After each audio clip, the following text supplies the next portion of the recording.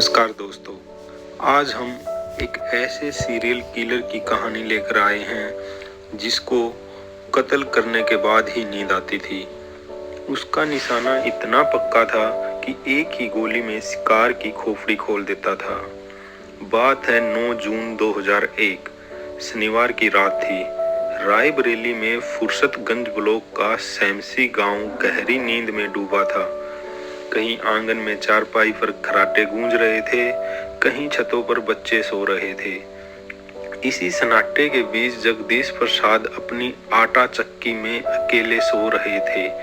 घड़ी रात के 1 बजा रही थी। अचानक एक धमाका हुआ, गोली की आवाज आई।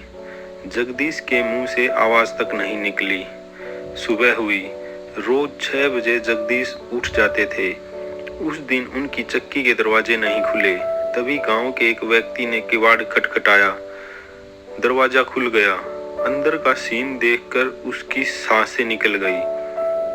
बाद में हिम्मत जुटाकर जोर जोर से चिल्लाया, जगदीश मर गया, जगदीश मर गया, खून हो गया। ये सुनते ही लोग दौड़ पड़े। भीतर का नजारा देखकर सबके होश उड़ गए। लोग बातें करने लगे, हे भगवान, पीछे से गोली मारी है, देखो सिर फटा पड़ा है। कोई बोला, कल रात तो हंसी मजाक कर रहे थे, ये क्या हो गया।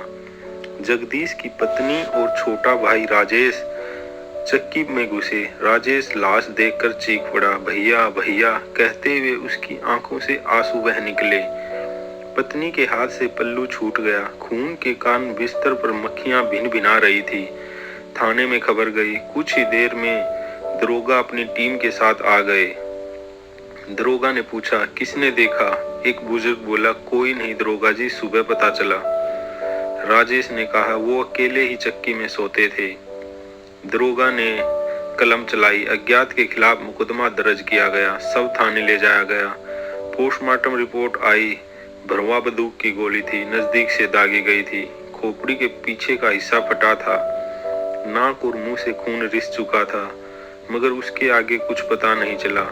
कुछ महीनों तक गांव में पुलिस आती, पूछताछ करती, रजिस्टर में तारीख, समय और 2 लाइनें भरती, फिर चली जाती। समय गुजरा। 1 साल के भीतर 3-4 और हत्याएं हो गई। मर्डर का सिलसिला दूसरे पास के गांव में भी शुरू हो चुका था। हर बार तरीका वही, रात, नींद और अचानक गोली चलती।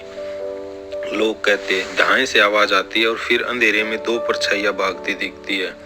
एक लंबा, एक छोटा, चेहरा ढका हुआ, कभी काले कपड़े से, कभी बुर्के जैसे किसी कपड़े से।